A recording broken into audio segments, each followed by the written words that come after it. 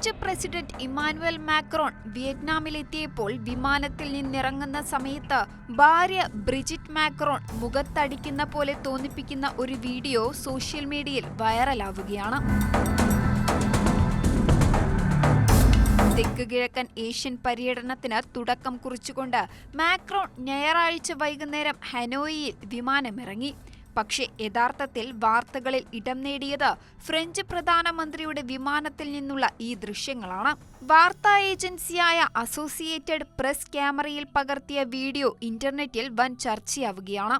ക്ലിപ്പിൽ വിമാനത്തിന്റെ വാതിൽ തുറക്കുമ്പോൾ ആദ്യം ബ്രിജിറ്റ് മാക്രോണിന്റെ കൈകൾ നീണ്ടുവരുന്നതാണ്. അവർ രണ്ട് കൈകളും പ്രസിഡന്റിന്റെ മുഖത്ത് വെച്ച് അത് മാറ്റിവെക്കുന്നു. മാക്രോൺ ഒരു നിമിഷം ഞെട്ടിപ്പോയതായി തോന്നുന്നു. തുടർന്ന് പെട്ടെന്ന് സംയമനം വീണ്ടെടുത്ത് സ്വാഗതം ചെയ്യുന്ന പ്രതിനിധി സംഘത്തിന് നേരെ കൈവീശുന്നു. എന്നാൽ തങ്ങൾക്കിടയിലെ തമാശ മാത്രമാണ് ഇതെന്നാണ് മാക്രോൺ പിന്നീട് വിശദീകരിച്ചത്. ദമ്പതികൾ തമ്മിലുള്ള സൗന്ദര്യ പിണക്കമായാണ് പ്രസിഡന്റിനോട് അടുത്ത വൃത്തങ്ങൾ ഇതിനെ വിശേഷിപ്പിച്ചത്.